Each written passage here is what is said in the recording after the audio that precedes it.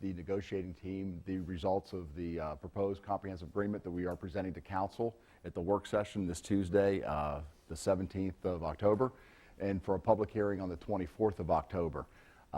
So let me just walk you through a couple things. Actually, that's not the one I want to hit. That's the one I want to hit. So mainly tonight's briefing is to be informational. I want you all to understand what's in the agreement, how we got to the agreement, what the objectives of council were, how we went about meeting those objectives. I want to take your questions. I want you all to be as informed as possible walking out this door tonight about this agreement as you possibly can be. I also want to try to set some expectations moving forward. How's this development going to unfold? If the council decides to adopt the agreement and sign the agreement, how are we going to move forward? What's that schedule going to look like? I want to be able to set those expectations for you tonight as well. So I want to, we're jumping way ahead. Will we also talk about if it's not? If it's not, that would be a good question for the 24th when you're at the public hearing. So again, I'm operating under the assumption that I've met the council's objectives. And so we're presenting this as I have, and that's what we're talking about tonight. But those questions would be for the council. If I can just take a second to introduce part of the negotiating team. Tom Folk was our lead attorney on the negotiations. That and Dennis Holst, who is our economic development manager. We have Len Wales, who is on his way. He was a consultant. He was the former debt manager for Fairfax County, negotiated for the county on the Wheatley Avenue project, and was our consultant during this negotiation as well. We are missing two other attorneys who are out of town, Bob Diamond, who is on sabbatical, and Jordan Rosenstadt, thank you, who is also out of town on a wedding. So they couldn't be here tonight. Lisa Yates is also at a conference at Richmond. She couldn't be here. But I think we have enough folks between the three of us, and when Len gets here, the four of us, to talk in depth about the agreement. We also have with us tonight Dana Singer, who's our Public Works Director, Jenny Tripley, our Finance Director, and Lisa Gillerin, our Director of Community Development. All three of them were involved at various points in the process to look and review various aspects of the deal as we were moving forward. So they're also somewhat knowledgeable in their areas of expertise as well.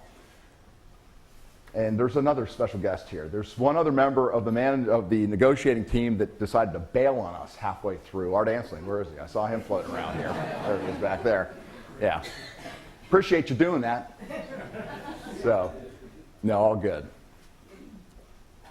So what are we talking about here? We're talking about the municipal parking lot, the old Subaru dealership and art space. That area there that you see up on the screen that is surrounded by yellow, that is the town-owned property that we are discussing tonight. That's the town-owned property that we are proposing that we sell to Comstock to perform this project. A little bit of history. A downtown redevelopment has been a policy objective for many years. I would venture to say about 30 years.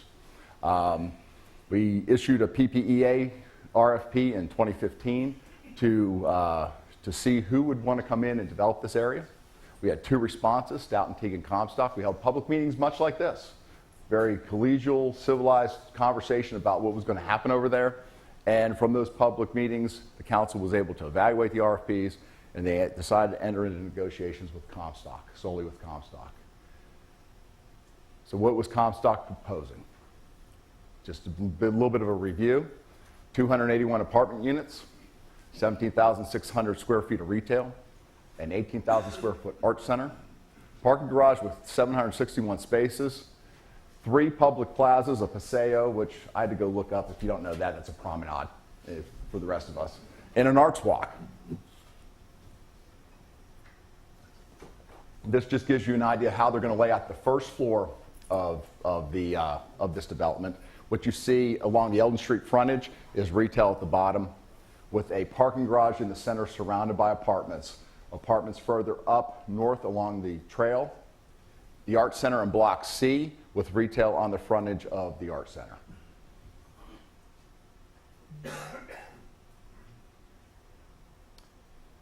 As we entered into this negotiation, the council gave us some very distinct objectives that we were to achieve in this negotiation. One is this had to be an economically viable project, both for the town and for Comstock. We had to increase the public shared parking, and we needed that public shared parking in a garage. They desired an art center and an arts walk as a centerpiece a way to drive energy and vitality into this development. They wanted to protect us from as many risks as we possibly can. And trust me, unless you sit in a room with 7 lawyers, you can't even imagine the risks those people think of. It truly, truly is mind-boggling. We needed to observe legal constraints. Again, we are a government. We are bound by the Constitution of Virginia. There were certain restrictions we couldn't place on ourselves. We couldn't waive our governmental authority. We had to make sure that we were observing the legal constraints. We had to obtain fair market value for the property in the property we're conveying and the town's contribution. This was a big one. Minimize disruption through transitional plans for parking, and I'm going to discuss that later, and also a transitional plan for art space and how we would operate that facility that's on town property. And we also had to give a reasonable process to work with a partner in advancing the project, how to be collaborative as we move forward with them.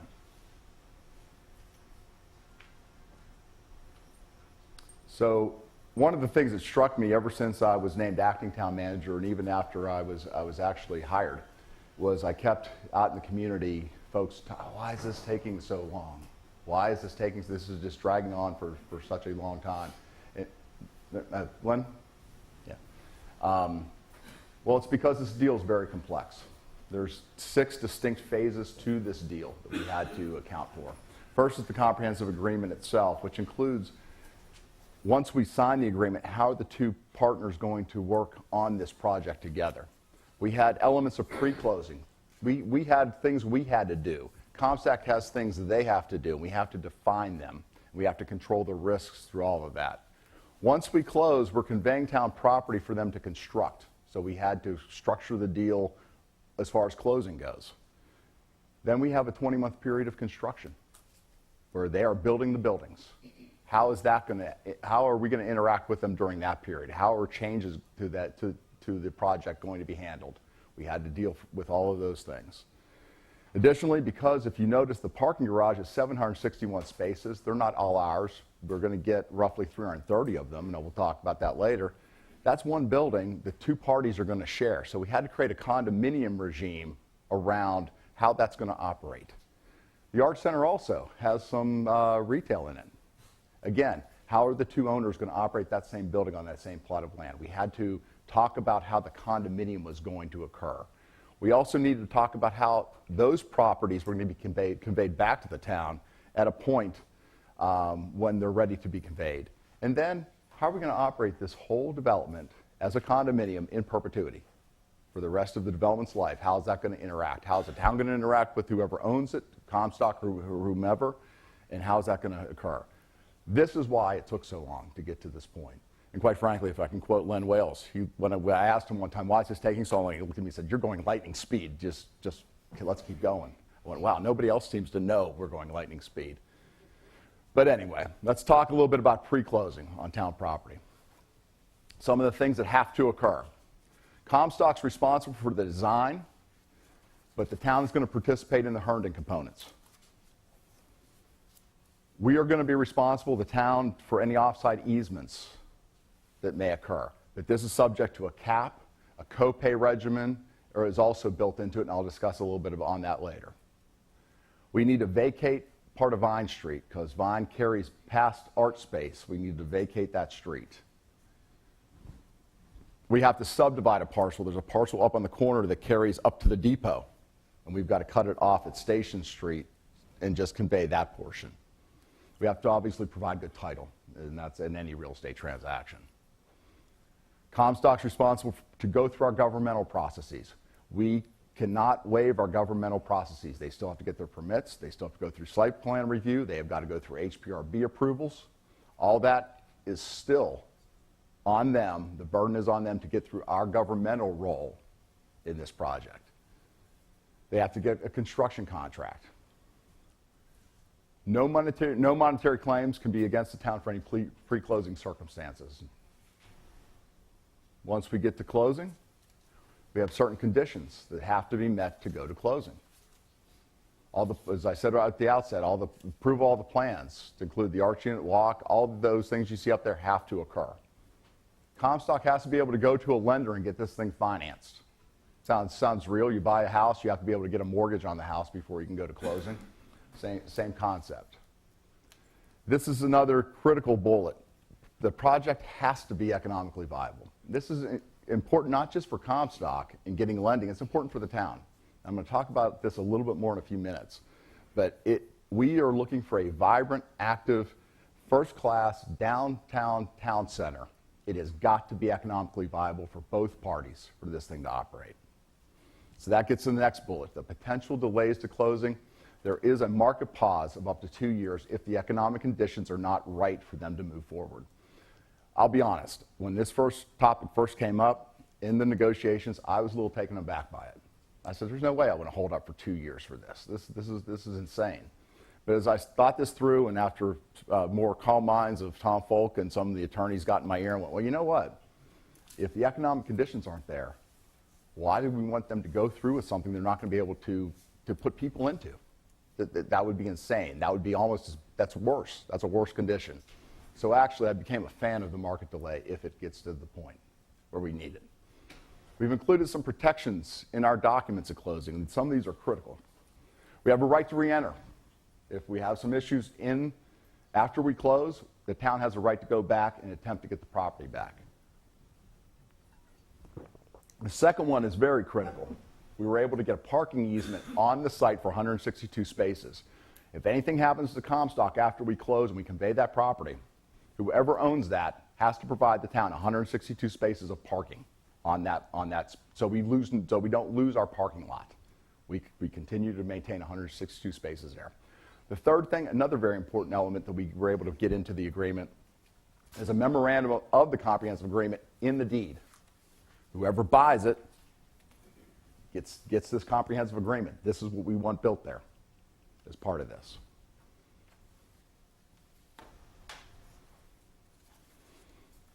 When we get to the construction phase, Comstock's responsible for retaining the general contractor. They have to be 100% bonded.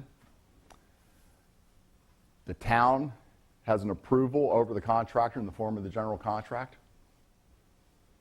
And all prices in that contract the town's responsible for none of them, with the exception of environmental cleanup to the Subaru site primarily, culvert repair, and for those of you who don't know, there is a culvert that runs underneath that parking garage, comes underneath this parking garage, and spills out on the north side of the HMC. If we uncover that and there's some damage to it, we're responsible for the repairs there, and we'll talk about how we're doing that in a few moments. We're responsible for transitional parking. Again, we've made parking obligations to our downtown businesses. We will live up to our 162 parking space obligations under this agreement. Relocating art space, another obligation that the town is under. We will relocate them into temporary quarters. And if the town has any additional change orders, obviously we're responsible for any changes we make to the base core contract. While we're in construction, we're going to institute a transitional parking plan. Comstock and the town are going to work on the details of this as we move closer to that date. But either which way, there's got to be 162 shared spaces. They have to be accessible 24 hours a day. They have to be well marked. Folks need to be able to see signage and pointing them where to go. They could be located off-site at various points in the downtown, which I'll bring that map up as to where they're allowed to allocate these spaces. Or they could be on-site. And they are to give us a couple options with that so that we can look through it and come up with the best way that's going to meet the needs and the obligations of the town when it comes to public shared parking. There will be no charge because public shared parking is free parking. We are not Reston. There will be no charge for parking. And my friends in Reston might be watching this. I'm sorry I said that, but it's true. This is the area map of the downtown where we agreed that they can seek to find the 162 spaces. Obviously, there's no one spot on there that has 162 spaces. I know Comstock is working feverishly to piecemeal this together, so it could be over the course of a couple lots. But again, the town was going to work with them before we institute this transitional plan. Art Center relocation. We've put in a budget allowance of $250,000 to relocate Arts Herndon to a temporary location while this construction is underway.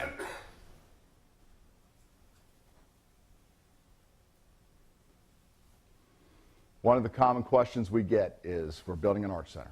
Well, what are we getting? Well, if you remember back, if you were aware or not, I'm not sure, when we put the RFP on the street, and the responses we got back were for what was called a cold, dark shell.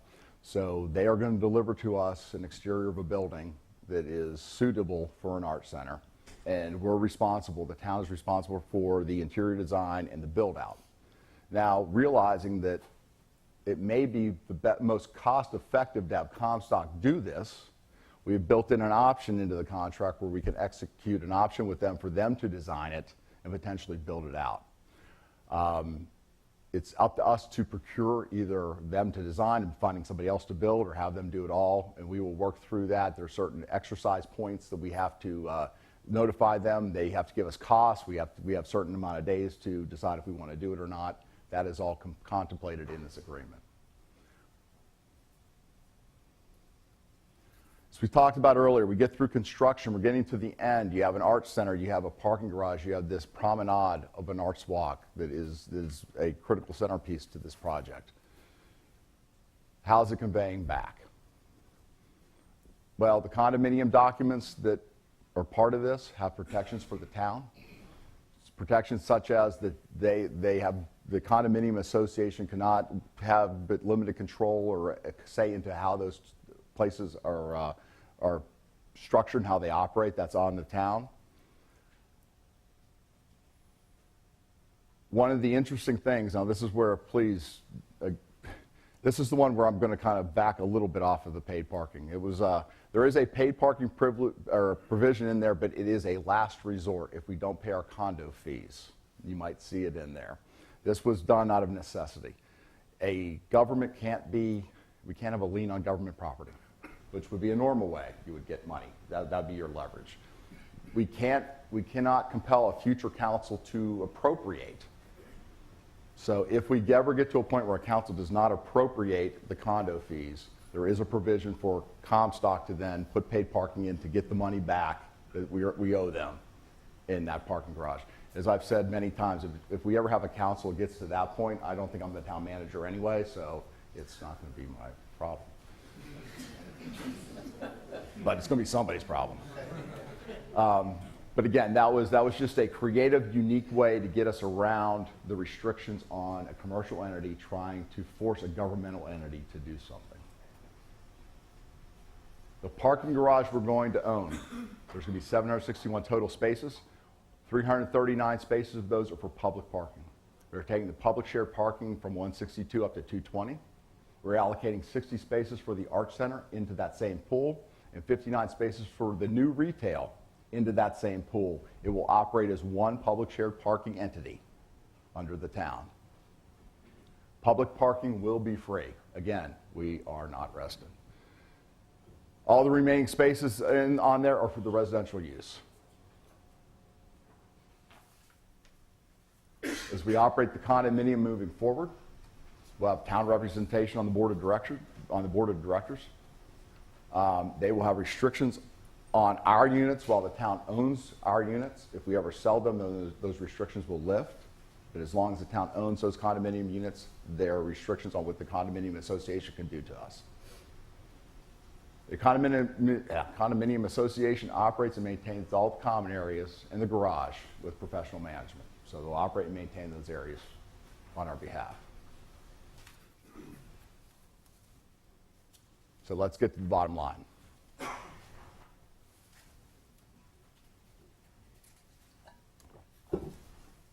In addition to the land, the town is going to pay $3.6 million to Comstock. Now, if you look at that, that will break out to $500,000 to remediate any environmental issues on our property. We would have to remediate this if we sold it. If we did anything with it, we would be responsible for remediation. These are also based on some of the estimates that we've developed, and we'll be glad to talk about them later. $500,000 to cover our obligations under transitional parking. So is it going to slow down the project to have it on site? Is it going to go to other spaces in the downtown? $500,000 has been allocated to a lot for that. Relocating the art center, as I said a few minutes ago, $250,000, and we've put in an amount of $100,000 for culvert repair. again, it just makes sense that if Comstock is uncovering it and they see damage, and we can show that damage is there and it was our damage, that we just will allow them to fix that damage while they're there, as opposed to us bringing somebody else in. It just made sense to incorporate that in. If these budget amounts are exceeded, the town is still responsible for the additional cost. Now, one of the things that we put in here is if below, Comstock will retain any difference between what they spend on it and the number. So if environmental remediation comes out at $400,000, they will get to keep $100,000. We looked at this as a way to provide discipline for them. So again, they are going to find the cheapest, most effective way to meet their needs and not exceed those numbers. It gives predictability in our numbers by allowing them to have an incentive on that front. We talked about earlier, we'll take a minute. Offsite easements not to exceed $100,000. The way this works is the first $50,000 are on the town. The next $100,000 are cost shared. If it goes above $150,000, it's Comstock. So that's why it's not to exceed $100,000. So it's and again, we've looked at this and we're not sure what offsite easements they would need. We have examined this a little bit. I had Dana Singer look into this earlier on. But if they are, we're protected at anything over $100,000 is on Comstock. So security risks. You know, there's a lot of risks in this project. We're conveying land. We're giving them money. We're needing some things out. What can we do to protect ourselves? Well, here are some examples of where we've controlled risk. Number one, Comstock, not Comstock Herndon, the subsidiary that will be doing the project, but Comstock Parent is giving us a $5 million guarantee. Obviously, we talked about payments and performance bonds, architecture and contractor insurance, all that standard stuff. That parking easement we talked about, the 162 spaces that must be on that site when all is said and done, is a great disciplinary factor that helps protect our risk. An intercreditor agreement. We will be represented at the table when they go to get their lending. Again, we're conveying our land. We're putting that in up front. We need to protect our rights because once the lender starts lending, they have rights too. And we want to make sure that our rights are covered. We will be at the table during the intercreditor agreement and negotiations. We talked about the right of reentry. We talked about the recording of the Memorandum of Comprehensive Agreement. This requires anybody who owns that land to satisfy the comprehensive agreement and the proffers if they intend to build. Finally, and this was something that's interesting, town payments. We do not pay a dime at closing. We do not pay a dime until Comstock makes their first draw off their lender. When they go to the bank and say, we need your first construction check, then they will send us our first bill. And they are done over installments, equal installments over the run of the rest of the contract. So it's not a lump sum up front. So we are paying in as they go. So after this informational meeting, Tuesday night work session, I'll brief council once again on this, and we will come out to a public hearing. You'll probably see a very similar presentation at the public hearing. And then you will have an opportunity to address the council on your opinions of this matter. So what I'm hoping for tonight is when we talk, let's talk about questions about the agreement, questions about what we're doing, how we're protecting the town. And I think we have the experts here to do it. One last thing, and I'm not sure if it's a great slide. This one I couldn't get up there. It's just, this is the one we published earlier. It's the high-level project schedule. And I'll just give you the highlights. It's a 20-month construction build once they start turning dirt. And so we're assuming about a year due diligence period between signing the agreement and turning dirt, and then a 20-month build once they start. So with that, we'll gladly take your questions. Dennis, do you have a microphone? If you can hold up your hand, we will, because we are being televised. I want to make sure your voices are on the recording.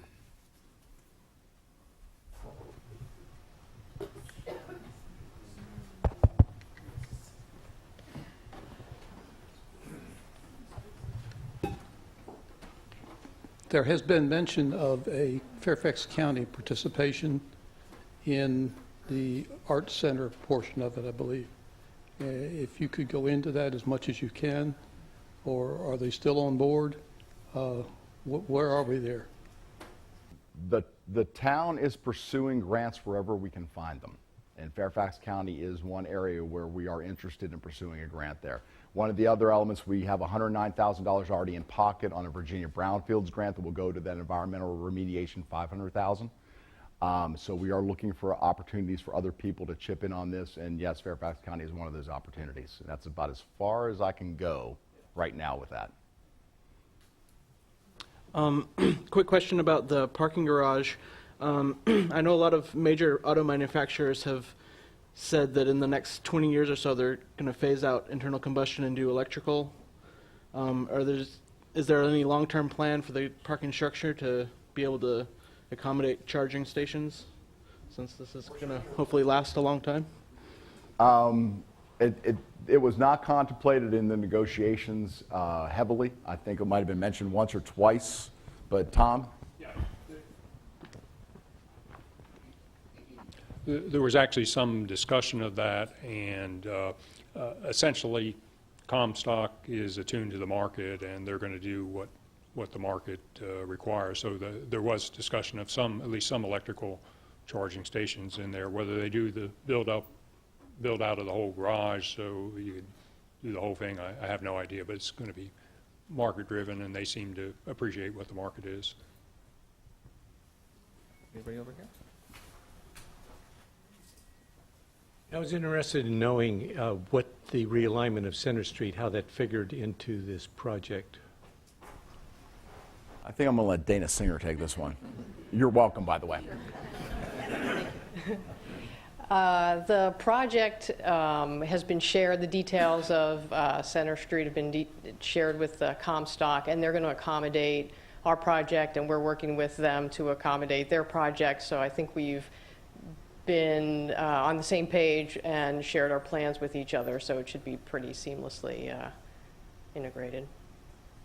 I did have concern because that beautiful oak tree in the corner there is supposed to come down, and I can see with the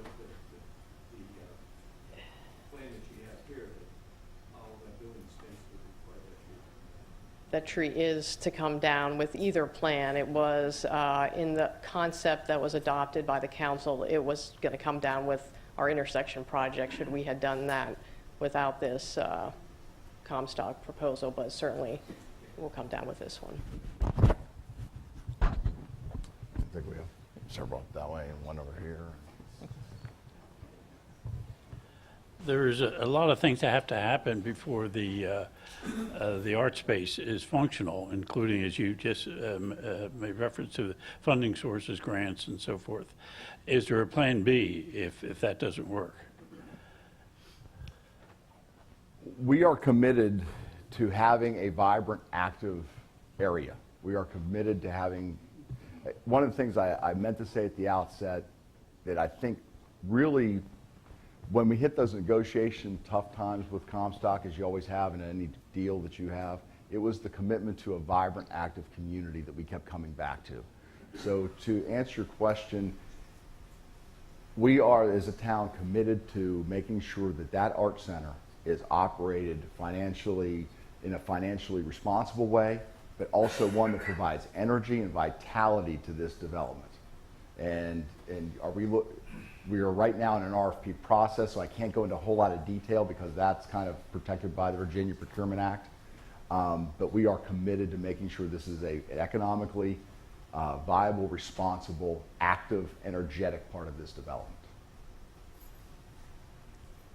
Regarding Center Street, initially when the proposals were being presented, Comstock and the other developer said that they would meet with the residents of the area regarding design and problems. Are we going to hear anything about that? Is that going to be done? I've heard no more of it mentioned. I see none of it in the agreement. And secondly, the parking along Center Street. It's going to be much easier for the residents of the apartments to park right on Center Street There's very little parking now on Center Street. Those of us that front on Center Street in the Vinehaven development, there's 5 houses there now. We do not have adequate parking in the back for guests. Way down at the end, there will be 4 spaces for 17 homes. That's not very much. And a lot of our guests park on Center Street. If that's taken up by more convenient parking for the apartments, rather than walking across the bridge to the garage, it's going to present a problem. And also, is there going to be anything done to lessen congestion, inconvenience, dirt during the construction phase of the apartments?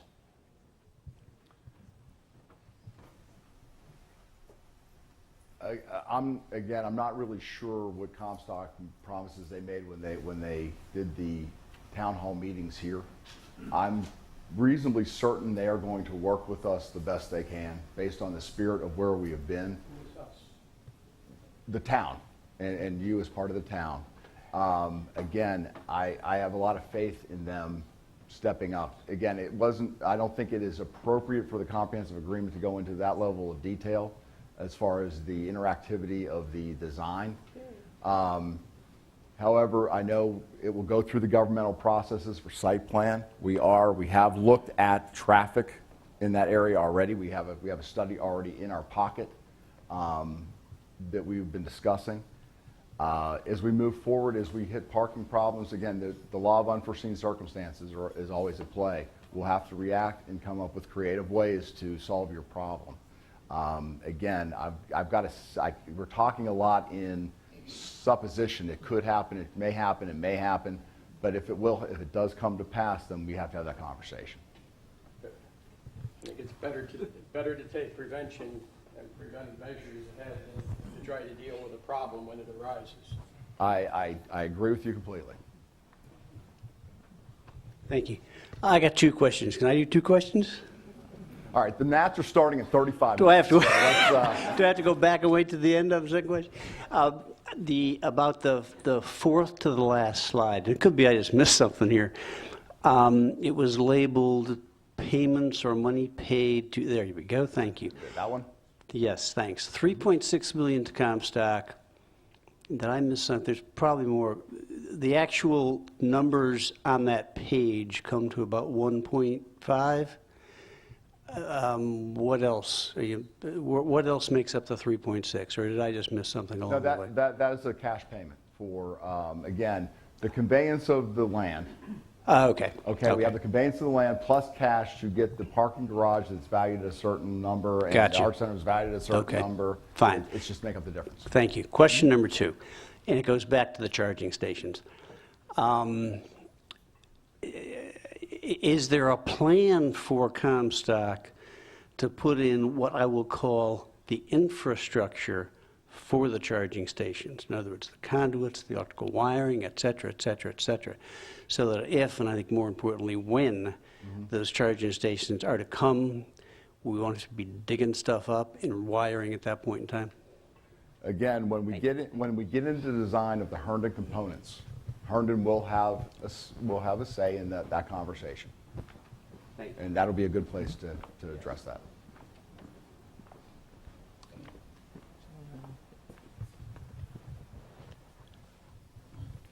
With respect to the 2-year market delay provision, Yes.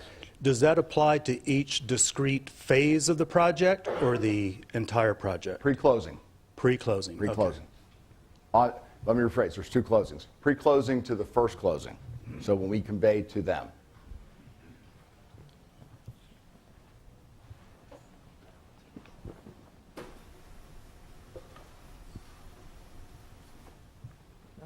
In the documents on the town website showing the overall plan for the site, there's a mention of a possible connection to the W&OD trail pending discussion with Northern Virginia Regional Parks. Can you talk a little bit about that?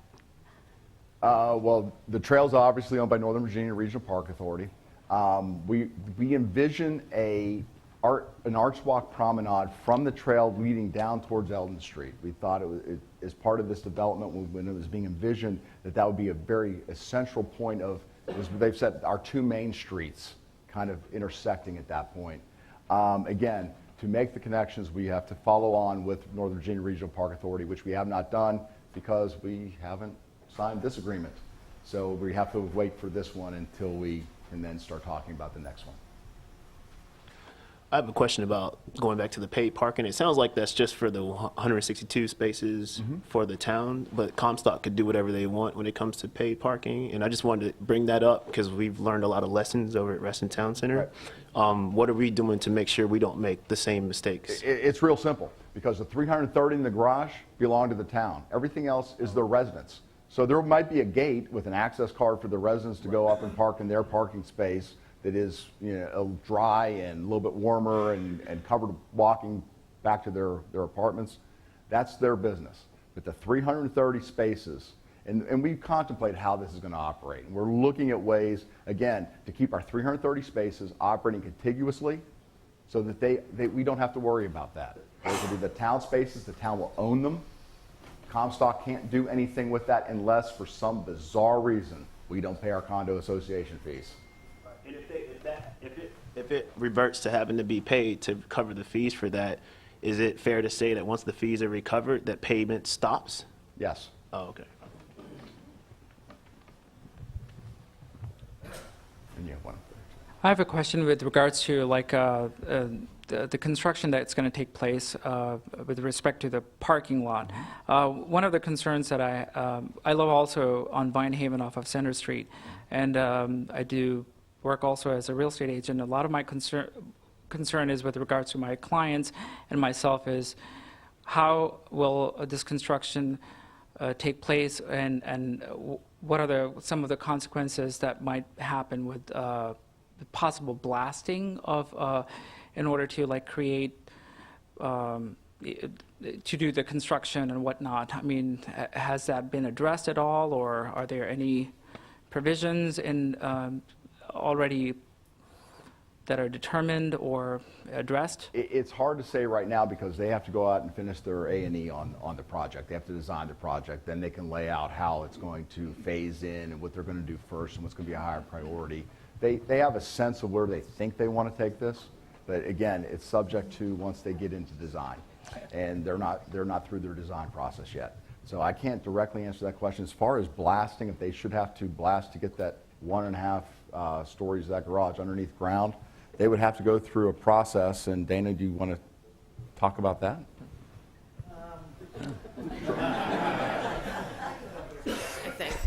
I think this is my, yeah. So I know Vinehaven went through the process with the builder where they intended to blast and ended up not doing so because of various reasons, I guess. So the normal procedure in the town is that we don't have overriding regulation against blasting. It's managed by Fairfax County Fire Marshal Office that takes care of the safety measures for blasting. So at this point, I think the agreement didn't contemplate one way or the other to manage the construction of the project. So it is possible, I guess, that they would blast. And again, I think Bill's right to say that we don't know what the foundation depths are at this point or any of those details. That the Comstock probably has an idea, but they also have to do their geotechnical work to see where rock is and what would be involved. So. I do have a follow-up question with regards to that. I mean, considering like there's a spring right off of Springs that is running right where the parking lot is possibly going to be constructed on. I mean, have they done enough geotechnical research on what the implications might be, especially for like homes that are some of historic nature on Eldon Street, and how does it affect? I mean, we know that Herndon has kind of a shale underneath it, and anytime you do a construction, it affects a block away from the water and how it changes the water pattern. So that's a concern of mine from the beginning, and I just thought I asked.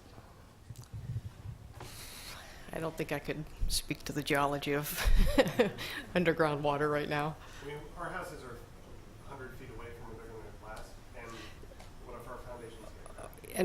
Yeah, I'm not saying they're going to blast. In fact, I would be surprised, I guess, if they did. The overall project doesn't seem terribly deep to me. But, you know, we're in Herndon. There is a lot of rock. It is of a varying nature. Certainly some of it is able to be excavated by regular equipment or hoe ramming. So it's very unique to each specific site.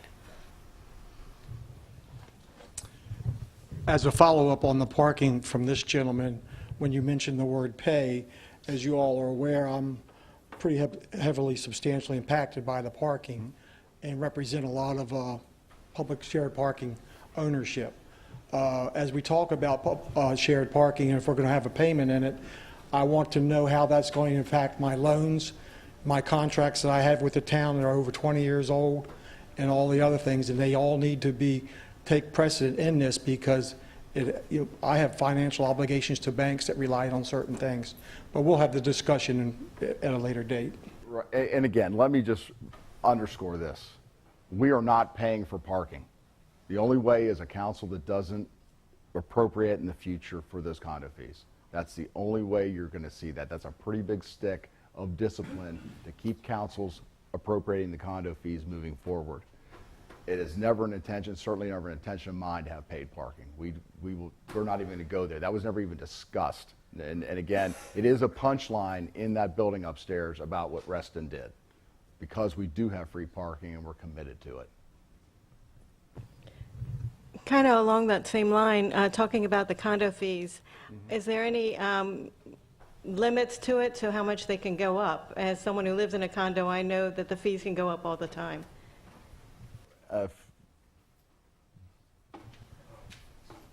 Let you wrestle with this one. Yeah, unfortunately, our condo lawyer isn't here, but if you notice, there's an exhibit that has the initial set of the condo documents. It's about 60 pages long, and somewhere in those documents, there is a prohibition on how much each year the fees can increase. But certainly, yes, fees can increase over time. I hope that answers your question. Hopefully we can limit the amount of the increase. I just have a question as far as going from, you know, present state to future state without kind of getting drawn into all the details of what goes on in between, which is obviously very complex. Yeah. Right now we have 162 odd parking spots Yes. in a functioning art space worth million or millions of dollars. At the end, we're going to pay an additional $3.6 million, have a dark box Right. of an art space, not built out, not functional, of which additional monies will have to be allocated, Yes. and an additional 170 parking spots, so 330 parking Yes. spots. Is $3.6 million a good price for an additional 170 parking spots and a building that doesn't yet function? In the case of structured parking, yes. In the case of the Arts Walk and the square footage of that Arts Walk, yes. We've done analysis on the square footage of the empty shell without the build out. We've done an analysis on the Arts Walk and the square footage of it and put commercial rates assigned to it as part of our analysis. And then we've looked at the cost per structured parking space and the 330 spaces that we're going to be getting in this. And yes, it is worth it. Yep. Does that include whatever the estimates are of what the real estate tax revenues will be for the town and how those will increase, not Yes. just on the Comstock property, but on other property? We've done now, I think, 2 analyses, if not 3, on the real estate impact, the impact of real estate taxes. And also you have to consider B-Pole and meals taxes. If we are able to put a restaurant into one of those retail spaces, the meals tax associated with it, B-Pole taxes for other retail in there. And we're estimating somewhere above $300,000 back to the town for those in taxes once it's complete annually. Yes, and that's in addition again to the proffer. We have a $500,000 recreational proffer that's also included in this deal that will come back to the town as well. I was wondering if there's going to be a dedicated project manager from the town on this. When I live on Station Street, and when that project was done, it was I was guaranteed there'd be someone from the town on it at all times, and that was not the case. It was a mess. And I think a project of this size really needs the town to be actively involved every day on the project.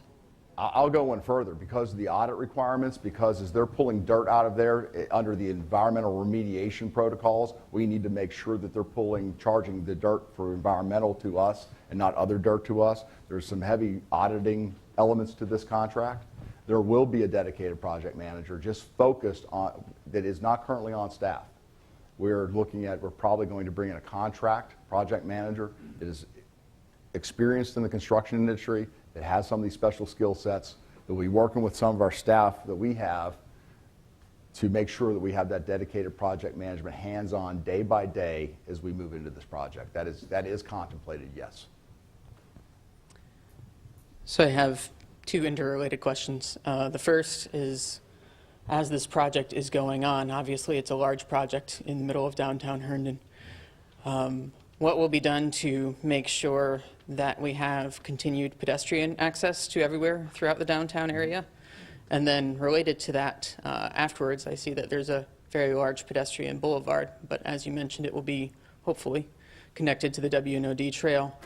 So what will we be doing to encourage bicyclists or pedestrians on the W&OD trail to stop and spend some of their money in Herndon?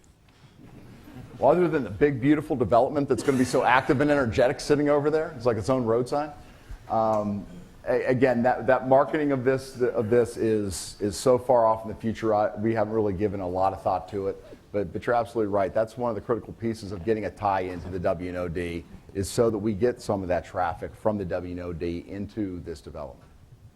So related to that, and since we've been ragging on Reston a little bit, I rode my bike to Reston earlier today, and there's one parking rack for the entire thing for bikes. Right. Are we going to make it so that it's a little bit friendlier for bicyclists within this development? Again, that is extremely detailed for 3 years from now. The town council is committed to multimodal transportation, and I'm reasonably certain it will be one of their desires to have bike access to this and facilities for bicycles in and around this development. Yes, thank you. Is this part of the Herndon Historic District? Yes, it is.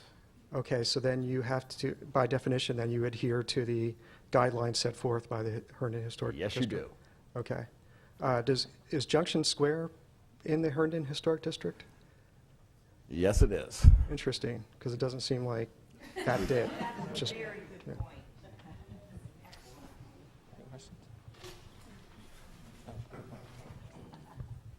I have two questions about design of public spaces. First part is almost all the design criteria is suggested in the pattern book. Yes. And I want to know if you could, have we begun to think about what the process will be if there will be requests for exceptions and how that will be resolved? Maybe I'm ahead of the game. And my second question has to do with streetscape. It's really critical how the sidewalk and, street furnishings and trees and things relate to the development, so it softens. We want a urban feel, but you also have to have some breathability.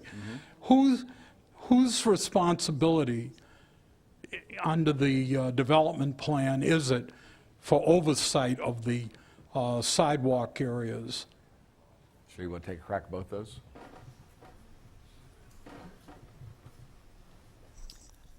The site will meet the Herndon's adopted downtown streetscape, and that means that there will be street trees and that the developer will also be putting in the brick sidewalks. They'll be 12 feet wide per the standards, and there are a certain number of benches and trash receptacles that they also need to install. We're currently updating our streetscape guidelines, And so the furnishings, the street furnishings that they're going to put in will meet the updated standards. And so it's a little more updated look, still traditional in form, but we've had some issues with the wood benches, and so we're updating that. They will be, the developer will be responsible, just like any developer, in building that streetscape, but to town standards.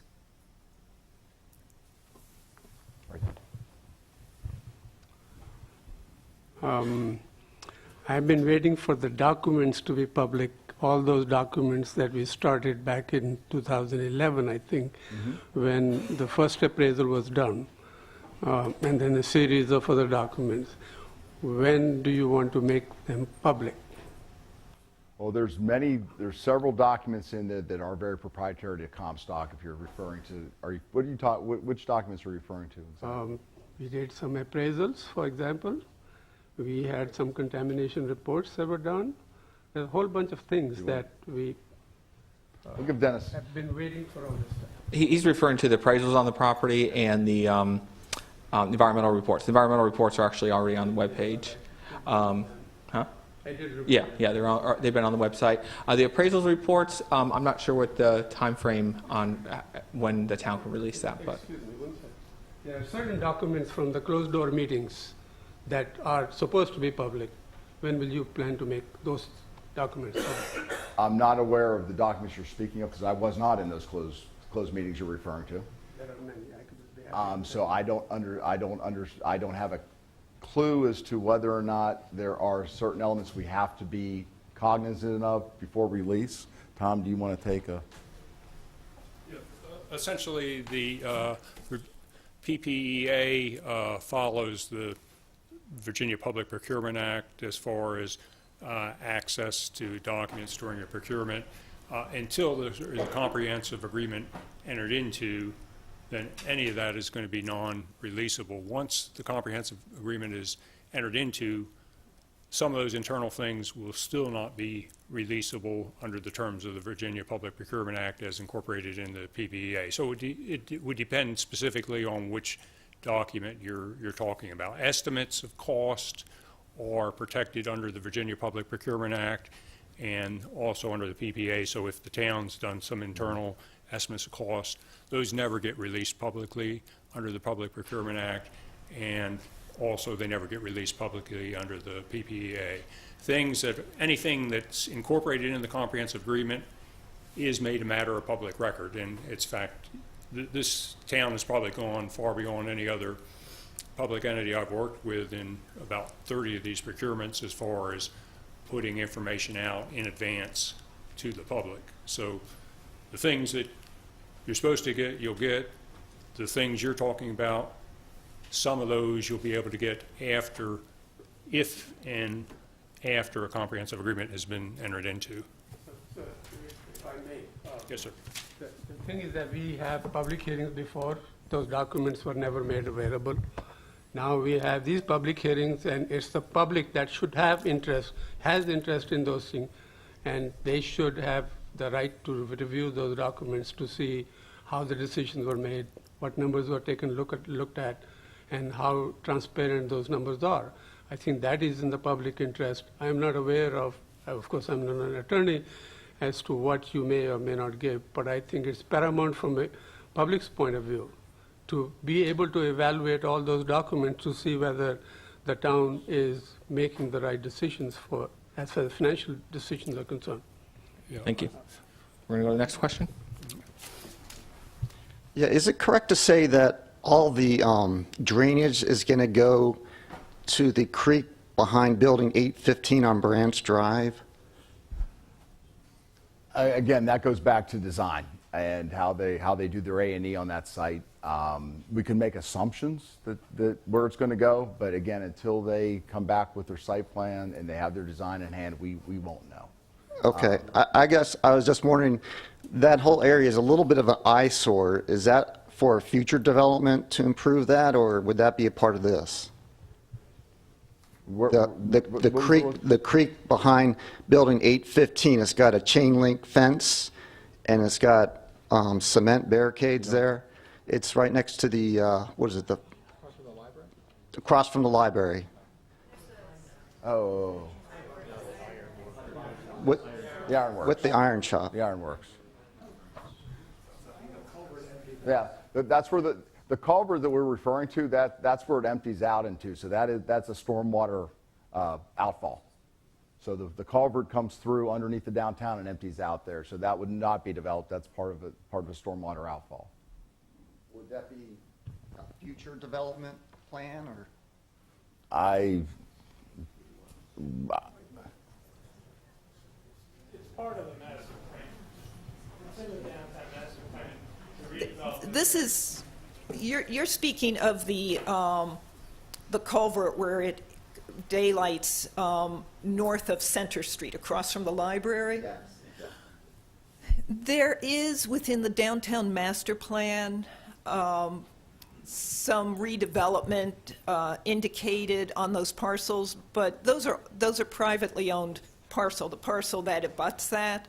And so it would, and that's the ironworks. That would mean that for that to change, there would need to be development there, and that would be a private entity deciding to come in and purchase, or if the owners desired to develop it, for them to develop.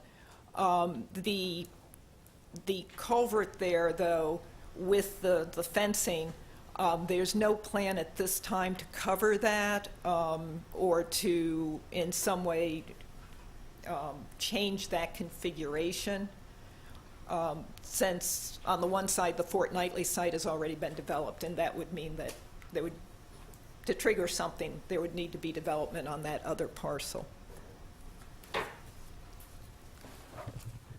First, you guys have done a great job getting this far, and encourage you to stay the course. Having said that, I live on Eldon Street, and sometimes it's hard to even take a left or a right out of my driveway. And the reason is because down at the major intersection by Jimmy's, especially now that we've extended the sidewalk, which I also appreciate because I'm a patron of Jimmy's, and now we don't have to walk single file to get there. You've necked it down even further. There used to be a turning lane, now there's no turning lane. And from Centerville all the way to Reston, up Centerville Road, Eldon Street, and Barron Cameron, there's only one place there's parking spots on the street, and that's downtown Herndon. There's about 20 of them. Is there a plan? And there's that part of the sidewalk in front of O'Sullivan's that juts out that has a light pole. Mm-hmm. Is part of the plan to reconfigure that and try to make the flow through that better to alleviate the traffic issues? Or are you going to leave it kind of the way it is now with? You want to flip a coin? It's narrower now than it used to be. It's worse. It's not better. Yeah, I can start. So the way the intersection is right now is just during construction. When we're finished, there will be a left turn lane reestablished in that intersection. And maybe I'll slowly transition to Lisa, but the bump out that you see there is because it's hard to envision the way it's going to be, but traffic is really going to be pushed and share that intersection. So it will have to really come, when you're coming into town from Reston, we'll have to move to the left there severely because we're going to have that left turn lane in there when we're all finished with the project that's underway right now. Better or worse? Well, you'll be able to make a left there. You'll still have the same one lane in each direction, but there will be a left turn bay there for you. Whereas now you're probably waiting behind someone, or you're trying to duck around them there while the construction is happening. And then I guess parking-wise, I think there's no plans to change parking on Eldon Street. Potentially the intersection project, we might lose a space down near Center Street, but we would try to reestablish that on Center Street itself, south of Eldon Street. I think this is the way that worked out. Then sure. Thank you. I have a couple questions. The first one is, there was a question earlier about the feasibility cost for the parking spaces, the art space, and how that equated to the $3.6 million that the town was putting in. But that didn't include the cost of the land to the town originally. So are we to assume that the land is just being conveyed to Comstock, no cost, And then, so the total cost to the town is really more like 9.4 million. Yeah, we paid 5.6 for the land over there. Yeah, I think 5.8. Is that correct, Dennis? 5.8. 5.8, I'm sorry, 5.8. And then the 3.6 in cash, but if you consider that, then we have 500,000 to meet our parking obligations, $500,000 for environmental remediation obligations, 250,000 for art space, then 100,000 for the culvert.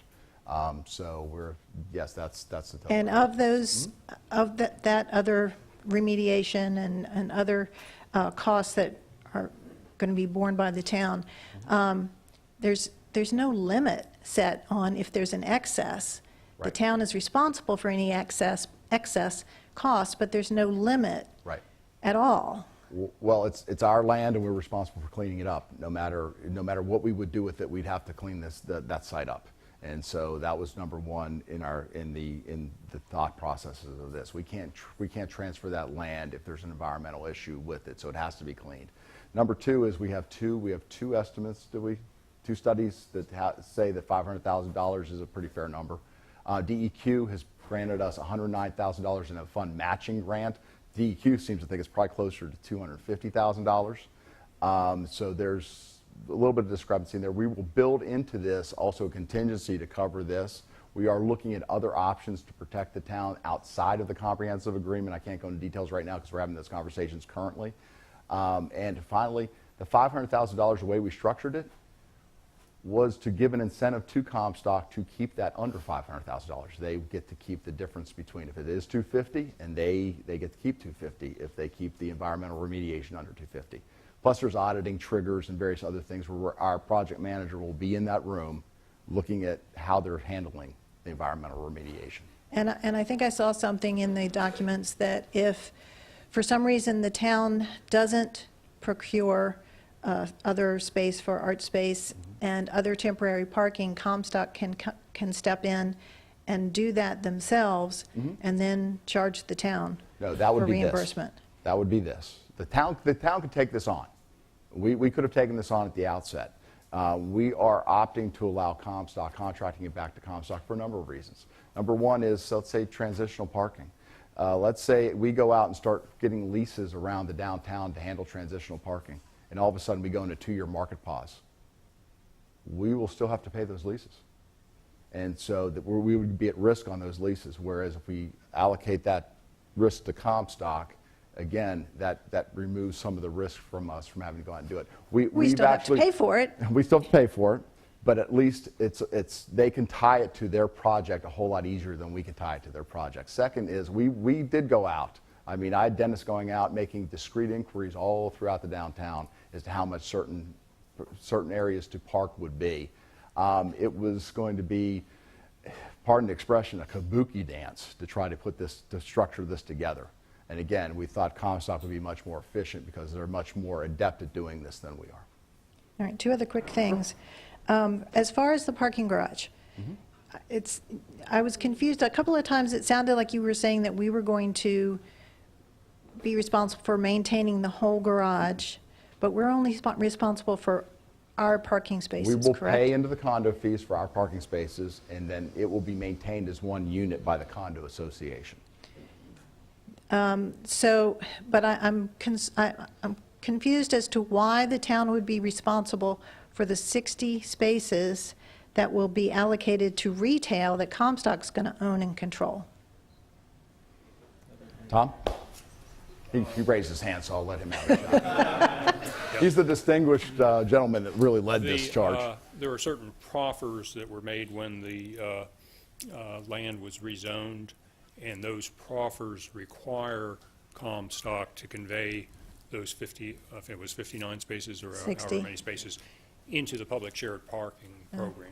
So they essentially become the town's, just like the 220 spaces that are in the public shared parking and the 60 from the Arts Center get thrown into the public shared parking. So Comstock's obligated to convey those spaces to the town. The town owns those as part of the parking condominium. Sure, but we're being charged for the construction of those spaces.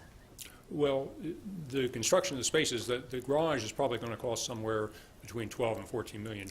We're contributing the land and some financial payments that our financial advisors say is a fair equivalent in terms of that. So we're paying some of the garage, but most of the garage is being paid by Comstock. Okay. And just one other comment about the blasting. When the firehouse was rebuilt, the neighbors on Spring Street in that area got together and talked to the county and did not want the county to do blasting.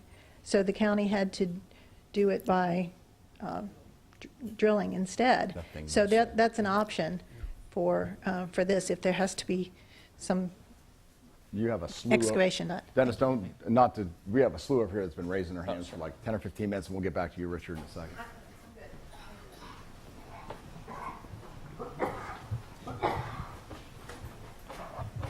Hi, I've got a question about construction. Are we talking? Is this construction? Are we talking about building concrete steel structures, or are these going to be stick-built structures, like the one that's kind of like built right now? That's all like plywood and wood. I used to live in Leesburg, and the sound quality of those buildings were abysmal. Do you want to take a stab at it? This would be concrete ground floor with stick above, and the quality of the noise between apartment units, that would be handled by building code, and I'm sure some apartments are probably better than others, but that would be part of the Comstock project, what they are responsible for. And of course, the town will review their architectural plans to make certain that they meet the building code. So we will do that. And if I could add, I believe that as part of the proffers for when the rezoning was done, they had to put noise attenuating windows along the portion of the development that will be facing where Friday Night Live performs, Town Green. And I'm not 100% certain, but I think it was also within the walls that are facing the Town Green as well. There needed to be upgraded sound mitigation. Yep. Other questions on this side? Okay. I'll make it quick since I noticed Bill checking his watch. No, that was I got alerted the Nats game is underway. Yeah, I know. Downrange. Okay. I'm well aware of that. That was the alert right there. It wasn't me checking the watch. It was, game's underway. The thing that we, first off, I want to do a full disclosure. I'm on the Next Stop Theater Company Board of Directors, and we are in the running, I guess you'd have to say, with the request for proposal as far as the theater is concerned. But this has got nothing to do with that. Mm-hmm. The thing that I've come to realize is that, for instance, if I sell you a piece of property, that property is yours forever. Mm-hmm. But if the town sells you a piece of property, they're going to continue, the town and the county are going to continue to get taxes on that property and the increased value of that property. Mm-hmm. So even though, in this case, the town is taking it off the town's books, basically, and the tax-free status that it currently enjoys, will now be expecting taxes, for town taxes, and I think the county, I've told, is getting like $3 for every one that we would get, but that goes on for in perpetuity. Yes. So we do see a return on our investment, so to speak. Yes, Dennis and I, we talk oftentimes, it's an underperforming asset in the town's inventory. We're going to take that and perform it. But I'll take one exception to what you said. We're not getting it off our books. We're getting conveyed back to us a parking garage. We're getting conveyed back to us an art center building. We're getting an arts walk promenade through the center of this that will be an attractive piece that will create energy and vitality in this development. So yes, we are conveying the land, but we're getting back assets in return, plus the tax benefits of operating not just residences there, but businesses and perhaps restaurants. I keep driving that one home for some reason or another. I don't know why. And as Bill mentioned, the town's estimated $300,000 in taxes, but the county, we estimated about $800,000. So there's a huge return for the county as well. Any other questions? Since we're talking about taxes and values of things, one of the things that I've appreciated about Herndon, the time that I've lived here, is that we have a good mix of diversity and a good mix of ages of people within the town. And one of the things that contributes to that is the fact that we have a diverse housing available. So can you comment a little bit on how the residential accommodations within this development would affect the diversity of housing within the town? Again, those are Comstock questions. That's part of their components. I can't speak authoritatively on that. I mean, that's going to be a Comstock matter and how they would operate it. There's somebody right here. Oh, that's right. Will there still be a Herndon Festival? There will still be a Herndon Festival. And where will it be? Do Well, we know yet? or maybe the question is, what's it going to look like moving forward? We're looking at a number of different options right now of trying to keep it in a similar style that you're accustomed to on other locations. We are looking at maybe perhaps changing the face and how it operates a little bit in terms of the number of days, and how do we make it more music or food centric, and then maybe perhaps do a carnival some other time. We're looking at various options to that question. But needless to say, there will be a Herndon Festival. I can't think of anything that's going to get me run out of this town on a rail faster than, I mean, I'll have a contract down in a house and not be able to go to my closing because you're going to run me out of here if I don't have a Herndon Festival. So there will be one. Another question. I don't know if this is in the plans on how it's being built, but is there any, like, will Comstock be using local, trying to take advantage of like local contractors and craftsmen to help build this? Again, that's a Comstock question. I know we get. Well, I'm addressing it to Comstock. Again, this isn't a briefing Comstock. There are Comstock representatives here. They're listening. They want to hear your concerns. They're going to take them back, I'm sure. But this is about briefing you on the comprehensive agreement that's going before the council as it exists today. And so I would prefer not getting them involved in this because, again, we're not in a partnership yet to build anything over there. This is a little premature, a little false start, to use a football analogy. But at some point, that is a reasonable conversation to have with them. Other questions? Yep, right there. This might be a little late for the current project under discussion, but with the town looking at development over in the transit area, has the town thought about or discussed workforce housing and affordable housing? That seems to be a fairly big issue at the county level. Might help answer that gentleman's question about diversity of housing. Whether the town has a plan to address that and put it on the books? Well, I'll indulge you on this question since it's outside of the downtown, but we have the subject matter expert here, so Lisa, you want to take a stab at it? Well, as you probably know, unlike the counties around us, the town of Herndon does not have an affordable housing requirement when it comes to new housing. The counties have set-asides that developers have to build a certain number of units at a certain price point. We do not have that. There has been talk occasionally about workforce housing. We don't have that in the comprehensive plan at this point.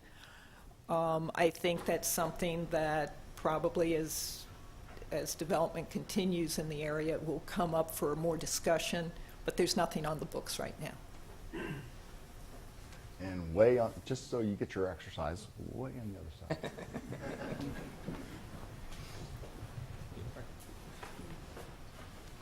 You mentioned traffic study. What's the traffic increase going to be on Eldon Street if this project is approved? Like, are we looking, I mean, we're already backed up at rush hour past Kmart. I mean, how bad is it going to be? I'll yield since you're more familiar. I don't have the exact number of vehicle trips during peak hour on Eldon Street. I mean, we have it in the report, but I don't have it in my head. 30, 40? What they found is for level of service that during peak hours, and peak hours, of course, around the time of morning rush and around the time of evening rush, what you're going to be looking at is less so issues on Eldon Street. The really impacted, as you can imagine, movement is the movement on Station Street in the Eldon Street intersection. The overall operation level of the Eldon and Station Street intersection, based on the study, is expected to be at approximately a level of service D, which is the accepted level of service in our comprehensive plan. Now, other jurisdictions have been moving to E's and F's for overall operation. In metropolitan areas, we're still at D, and the traffic impact study said overall operation would remain at a D. I assume E and F is worse. Yes. And if I could just pause for a second, Beth, I'll give you a present if you're still here. The Cubs are up 1-0, by the way. Just FYI, just letting you know. Oh, I'm sorry. Is there anything protecting the town if Comstock were to take too long to finish, or they decided that it wasn't financially feasible for them to finish, or just decided to stop midway? Once there are several mechanisms. Once we go through closing, we convey the property. That's when we're at the most risk. We've put a lot of assets into this mix, and at that point, if Comstock decides they don't want to do this project or they want to do something else, we have a $5 million parent guarantee included in this. We have a right to go back and attempt to get our property back in this. We have 162 spaces easement on the site, so anybody else that comes in has to park 162 spaces at the very least, or have a plan to do so. The comprehensive agreement's recorded into the deed. Anybody that buys it from Comstock has to perform the comprehensive agreement. That's baked into this as well. Plus, we also have a provision for the plans, don't we, at some point? Yes, there are. First of all, if Comstock doesn't perform, the way the development process works is that in order to get a construction loan, they're going to have to put about 35% of the project value into the project before the lender starts lending money. So they're going to have a fairly substantial amount invested in the project plus the parent guarantee of $5 million. If they don't perform, then the town can put them in default. And then, as Bill has indicated, there are various remedies under default, which include the right of reentry, which essentially, if you go through notices and they fail to cure, then you essentially can take the property back. Now, that's subject to the lender. If the lender has put money in, the lender trying to get its money back out of it, too. And if I can add one more point to that, too. Of the 3.6 that you see up there, again, we don't pay one dime until they make their first construction loan draw. And then it's a equal installments through the rest of the project. Is there like a limit to development time? You said 20 months to finish, but they take 4 years. There's a schedule, and they're supposed to adhere to the schedule. There are events that can extend the schedule, essentially like what lawyers call force majeure events, or events beyond their control. But if it's an event within their control and they're not meeting the schedule, then they can be put in default. We have one way back there too, just to keep you right. Yeah, just wanted to add on to that traffic issue. Vine and Center, could you sort of address what that traffic situation is going to look like too?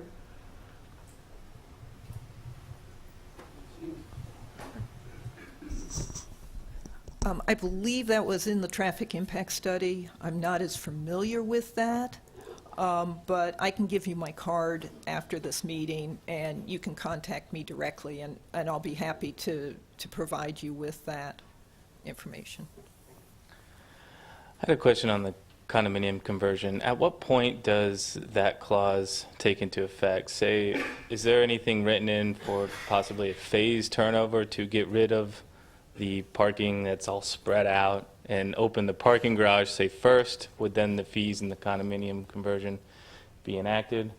Or is it after substantial completion? I think the condominium comes into effect just as the art center and the garage are substantially complete. However, I think there has been consideration on the transitional parking. We had a lot of discussion of that. There's sort of this initial plan, and then within the next year, a more detailed transitional parking plan is coming. One of the concepts is at some point, while the garage is to get the garage done early and to put the transitional parking in the garage, but it's kind of too early to tell yet what makes the most sense. But that's certainly an idea that's been discussed. Everybody wants to get it done as quickly as they can and get the parking in the garage as quickly as they can. I think it's in the town's interest and in Comstock's interest to do that, and certainly that's been discussed a lot, but how it'll actually be done kind of remains until they get further in the process of the design and selection of the construction contractor. Needless to say, Comstock is very clear on our intentions for public share parking. That was, many of the negotiations, that was a key central point of the discussions. And so that point was stressed to them.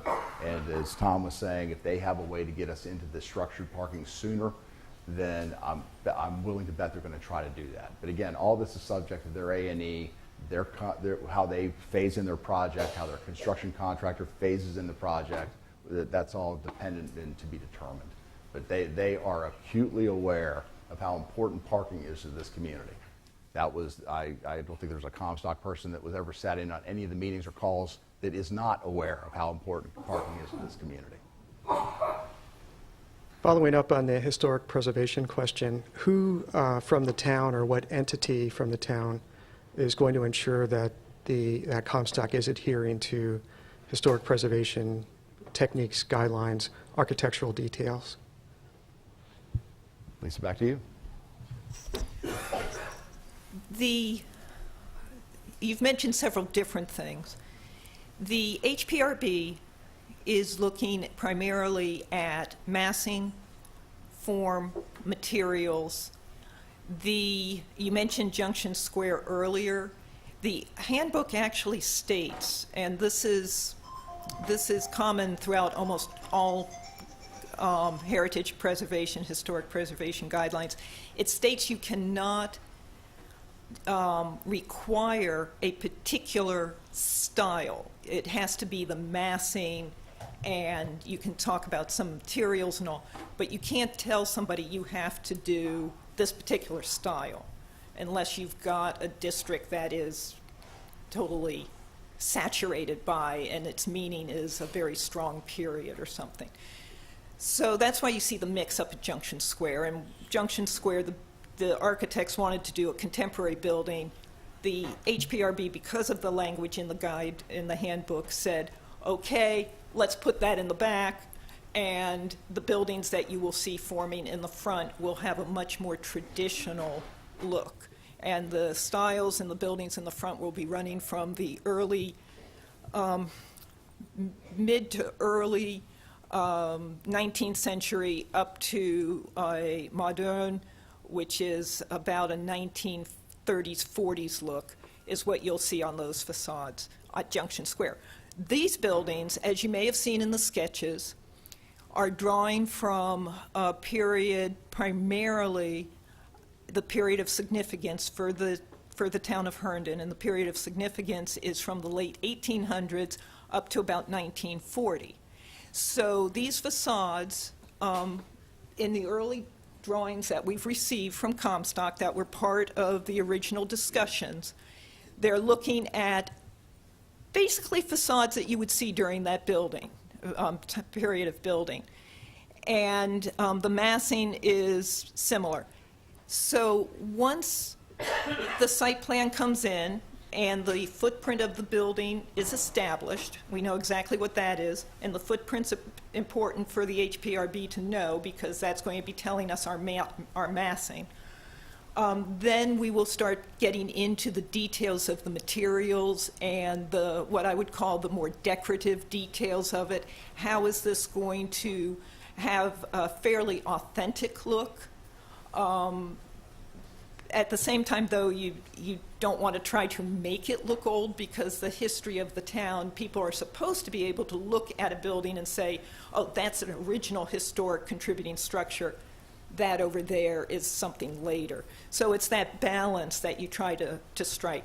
Staff will review it, we make comments and suggestions, and then what happens is they come in with responses to those questions, and then we take it to the Heritage Preservation Review Board. The Heritage Preservation Review Board gets the staff analysis, they see all the samples, and then they make the decision. Thank you. Yeah, thank you. I just wanted to say thank you as a historic homeowner in the Heritage Preservation District. We know that we have to adhere to certain guidelines put before for the town, and one of the reasons we all love Herndon, I think, is because of its historicness. We're the only historic town in this area, and it's one of our, I'm glad to hear that, because that's very important. You want it to not take away from the town and not overshadow the original town. So that's glad to know. Anybody else? Oh, we have one right there. How is the unknown liability handled in the agreement, such as if I'm sure they looked at rocks and budgeted a certain amount, so if they have to blast more rocks than is in their budget, is the town sharing that liability? No, please. As far as differing site conditions, rock, no. The way the agreement is structured is that the town pays $3.6 million, conveys the land. Comstock takes the risk of differing costs than what they estimated for other than the environmental. That's correct. Yeah, other than environmental conditions that have to be remediated. Yes, and yes, the culvert and the environmental. Yeah, the are culvert on and us. the environmental.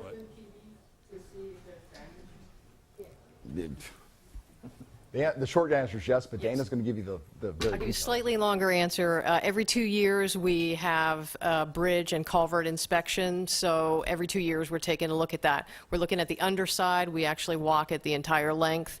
To us, it's those inspections have always shown that it's in good shape. But again, that's the interior, so once we uncover the exterior of it, we're not sure what we're going to find there. One more. Let's take. Oh, there we go. So you're back on the historic look. Is there any anticipation of allowing a different look like was done before, where you said, okay, we'll just put it in the back, but yet when I come out of the breeze, I look up and, oh, there it is. So it's in perfect viewpoint. So is there going to be that sort of situation here where you say, oh, okay, yeah, just put it over here where maybe somebody on Center Street can see it perfectly fine when they go out their front door? If you can go to the footprint, Yeah, that's where I'm going to. There you go. I would say the answer to that is no, because really much more so than the current project, Junction Square, here we have what I would consider theater in the round, more so. The area that you're looking at over the buildings and behind, that's kind of the back alley look. We don't really have a back alley here. If you look at this, we have this development completely surrounded by very public spaces. So there's no place where it's kind of you'd be looking over a building and there's an alley and some other things between you. What you have here is you've got the Arts Walk going down the center of it, and that's a very finished area for the pedestrian. And they've already shown us some early concept drawings of that, which I think you can see I know you can see on the website. And that's very finished. It has very much of a traditional feel to it. Then you come down along the public sidewalks. Again, the concepts are showing a very traditional look. And then when you come to that apartment building that's up on the north corner where Art Space is today, here again, there really isn't a back alley there. The back of that building faces the town green and the W&OD trail. And again, everything we've seen from them is showing a very traditional look. So there's nothing that's given me any indication that they wish to pursue a different style. I haven't heard anything from them or seen anything from them that would indicate they want to do a modern facade. They seem to be playing very much with the very traditional forms and materials. I really want to thank you all for coming tonight. You know, I've loved the questions. Thank you for bringing them forward. Just to recap, on the 24th, there will be a public hearing here at 7 o'clock where the council will be looking at this. I'll present it to them. At that time, I'm going to give them a brief overview, probably Tuesday at the work session to prepare them. That is predominantly the only thing on the agenda that evening. Again, because we expect public comment, we expect you all to come out, engage with the council. I mean, this is a significant project that's been a long time in the coming. Again, 30 years on the drawing board, for better or for worse. And so again, we look forward to you all coming out. Thank you again for your insightful questions. And for all the seam heads in here, let's go Nats. So, all right.